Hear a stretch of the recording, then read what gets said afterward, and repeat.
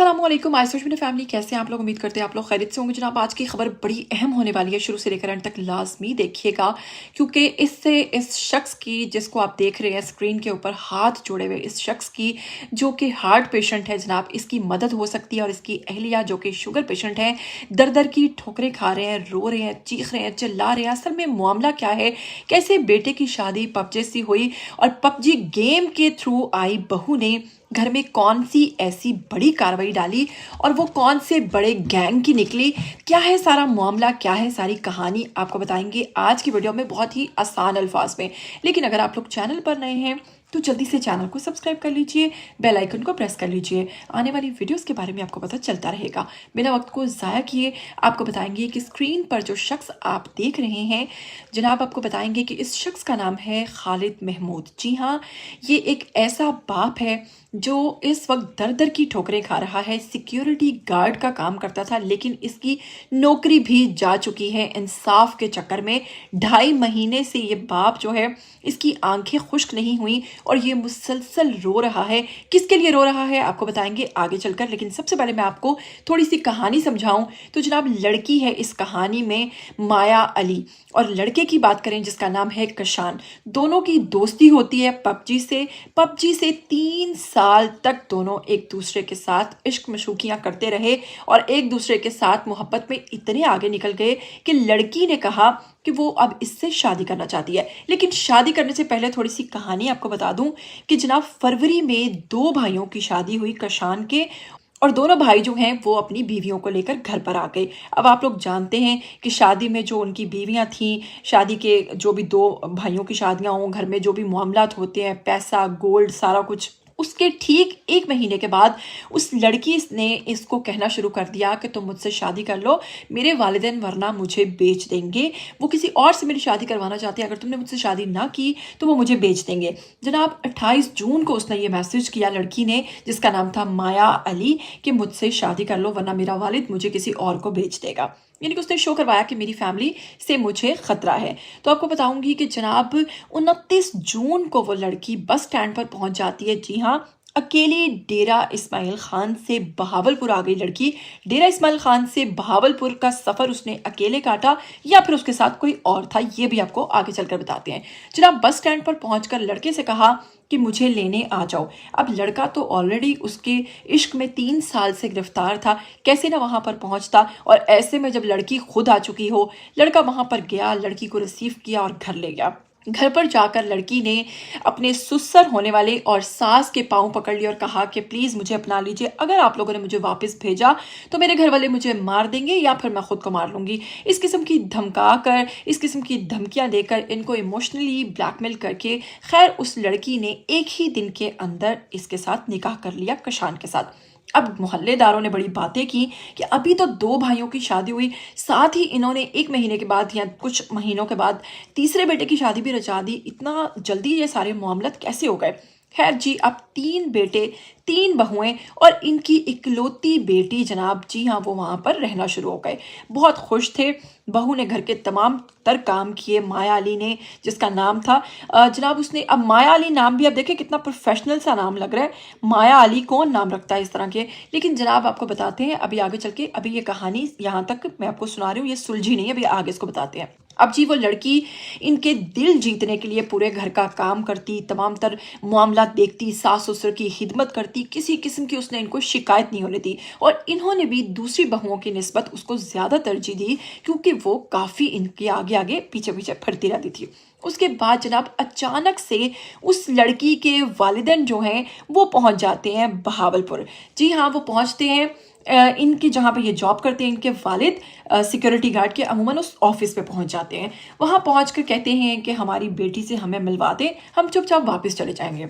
ये लोग बड़े हैरान होते हैं, क्योंकि लड़की ने इनको ये दावा कर रखा था कि मेरे वालिदैन में से कोई भी पीछे नहीं आएगा। और खैर वो पहुंच गए।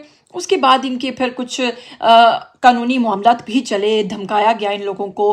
फिर ये कहते हैं कि उस लड़की ने बयान भी दे दिया, और बयान देने के बाद खैर उसने क्या कहा कि मेरे वालिदैन ऐसे पीछा नहीं छोड़ेंगे, आप कोशिश करें कि इनसे पैसे देकर जान छुड़वा लें।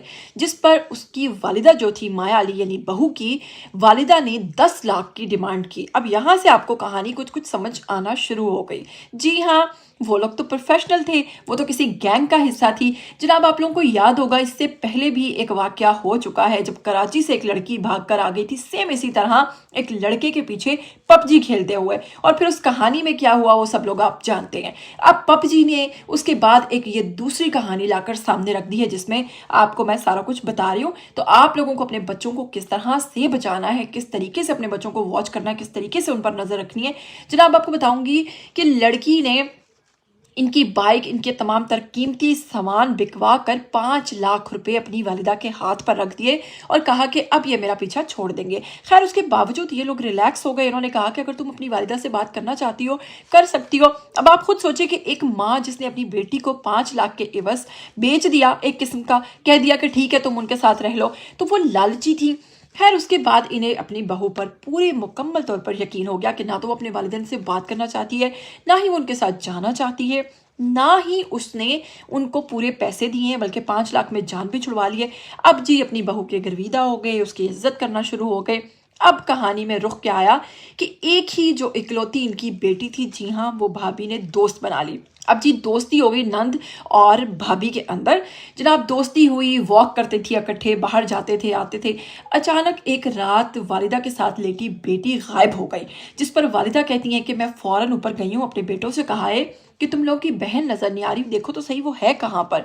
जिस पर वो सब बाहर निकले, परेशान हुए, यहाँ वहाँ देखा, ना तो माया अली का कहीं नामो निशान था और ना ही इनकी बेटी का कहीं नामो निशान था। बेटी की उम्र वो अमूमन कहते हैं कि 16 साल की है, लेकिन दिखने में थोड़ी सी बड़ी लग रही है, लेकिन हो सकता है कि बाज़ लोग अपनी एज से बड़े लगते हैं। खैर उन्होंने कहा है कि जी बच्ची जो है हमारी 16 साल की हमारी बहू लेकर फरार हो गई।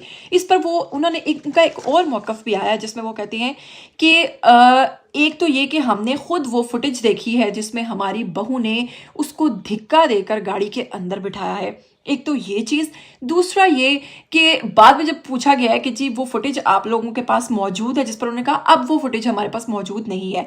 दूसरा शक मुझे थोड़ा सा यहाँ से गुजरता है जो उन्होंने कहा है कि भाभी और नंद की काफ़ी दोस्ती हो गई थी, तो हो सकता है दोस्ती दोस्ती में नंद ने अपनी भाभी से अपना कोई अहम राज जो है वो शेयर कर दिया हो, ऐसे कोई मामलात हों। खैर अभी कहानी जो है ये तो आगे चलकर खुलेगी ना, लेकिन फिलहाल जो वालिद हैं, जो वालिदा हैं, जो गम से निढाल हैं, वो इंसाफ चाहते हैं। क्योंकि देखिए अगर तो इनको इस चीज़ का पता चल जाए ना कि हमारी बेटी किस हाल में है, जिंदा भी है या नहीं, उसकी इज्जत भी महफूज है या नहीं, या वो कहाँ है कहाँ नहीं, तो चलो इनको हौसला आ जाए। लेकिन ऐसे किसी शख्स के बारे में जिसका इल्म ही ना हो कि वो कहाँ गया रातों रात, कभी भी आपको सब्र नहीं आता।